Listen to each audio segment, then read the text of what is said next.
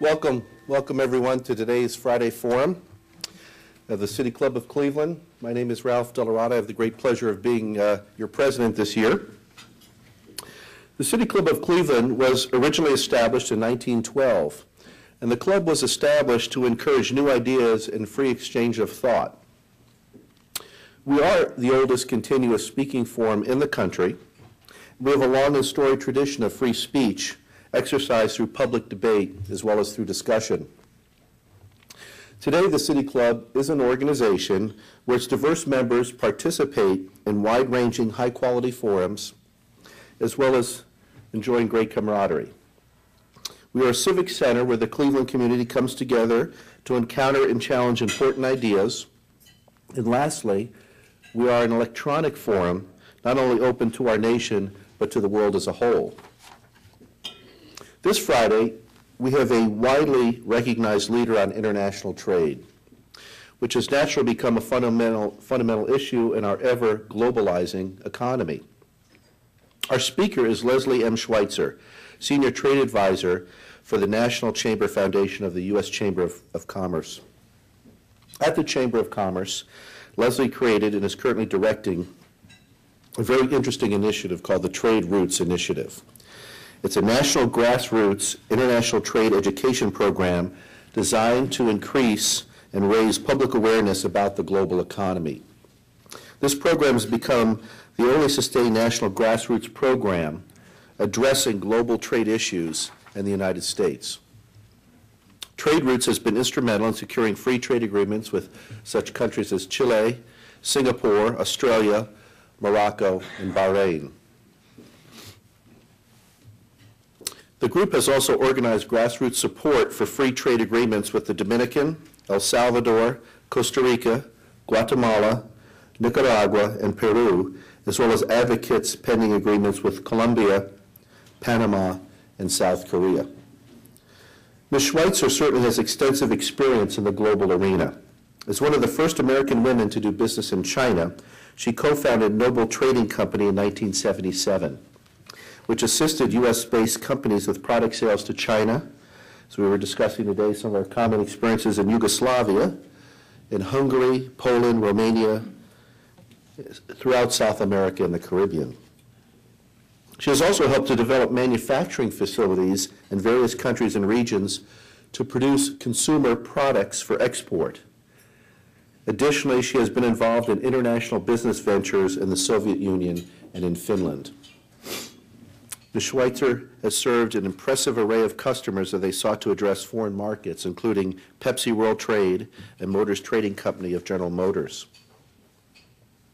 In 1987, Leslie founded and managed an offshore apparel manufacturing and marketing company called Schweitzer and Associates, which aimed to acquire advantageous foreign manufacturing sources for U.S. companies. The company specialized in utilizing and developing consumer product industries in third world and developing countries. Ms. Schweitzer owned and managed factories in the Caribbean that produced labor-intensive apparel for the United States and foreign retail stores, as well as manufacturers and catalog companies. During her time in business, Leslie has cultivated a diverse skill set that spans foreign negotiation, marketing, product development, bartering, counter-purchase and manufacturing, as well as an analysis of foreign company growth potential. She has served on numerous boards, including the American Management Association, CARES-Back, Operation Enterprise, and the Department of Commerce Trade Advisory Board. She currently serves on the Advisory Board for International Programs at the University of Kansas, the Advisory Board of the Organization of Women in International Trade, and the D.C., Virginia District Export Council. She is a frequent speaker in entrepreneurship and international trade and has appeared on notable TV and radio programs such as CNN Lou Dobbs Show. She attended the University of Kansas and University of Copenhagen and received her B.S. in International Relations from the George Washington University. She's married and has 2 sons. It's an honor for me to introduce this widely respected international business leader to have her with us here today. Ladies and gentlemen, please join me in welcoming Leslie Schweitzer to the City Club. So nice to have you with us. Thank you. Every time I hear that bio. I feel like it's an obituary. Pardon the long bio, but it's a pleasure to be with you, and thank you, Ralph. And Mrs. Unger, it's really a pleasure to meet you, and in honor of your husband today, and thank you for being here. I know that international trade and business is a very dear part of your life, and so it's an honor to meet you. I've heard for years about the forums here at the City Club. My husband's family is from Cleveland, and for years my mother-in-law, who is 90 years old, used to come here frequently. So again, it's an honor to be here with you today. Certainly it's an honor for me to be able to discuss an issue that I'm very passionate about, and that is international trade and global engagement. I think during this time, we are certainly realizing that never in the history of this country have we faced such challenges. Companies, not just in the manufacturing sector, but sectors throughout the country, are in the grip of a financial crisis that truly is changing lives, closing businesses, shattering economies, and every single one of us, whether we know somebody, a neighbor or a friend or a family member who's either lost a job or a home in this recession. Our future is uncertain, and as we discuss bailouts and TARP and fate of AIG and General Motors, there's an issue that's taken a back seat in these discussions, and we're neglecting to focus on one issue that is a terribly important tool as we pursue and try to navigate our way out of this recession. Truly, a stimulus package in itself is international engagement, investment, and international business. I don't mean to imply at all that this is a simple solution to the problems that we have, but international trade and investment continue to drive our economy. Ohio, whether you like it or not, is part of this global environment. And it's about time that elected officials in Washington realize that you cannot legislate against this. We can't take a time out on international trade. We can't opt out of our international commitments. If America wants to survive in this new economy, it has to get its competitive house in order. Increased global trade could be the #1 antidote for this recession that we're in and this fiscal crisis. 76 years ago this month, President Franklin D. Roosevelt proclaimed the very first World Trade Week in the month of May. Each president since Franklin D. Roosevelt has also proclaimed a World Trade Week in the month of May. We actually have proclaimed at the U.S. Chamber World Trade Month, and I'm actually thinking about proclaiming World Trade Year.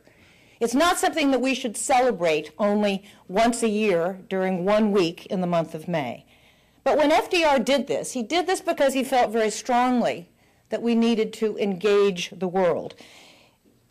We at the Chamber are absolutely committed to making sure that your businesses throughout Ohio and throughout the nation's borders remain open to you.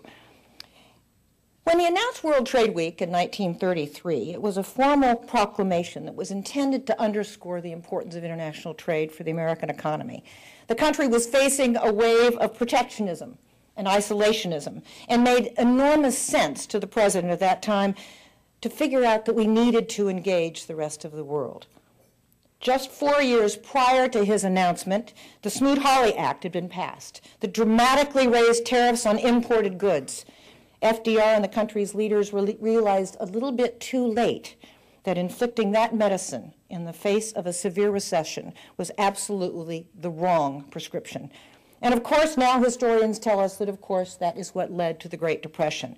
Today we face a very similar situation, an economy that's on the ropes, rising isolationist sentiment throughout the country, often fueled by the very powerful labor unions or other anti-trade groups.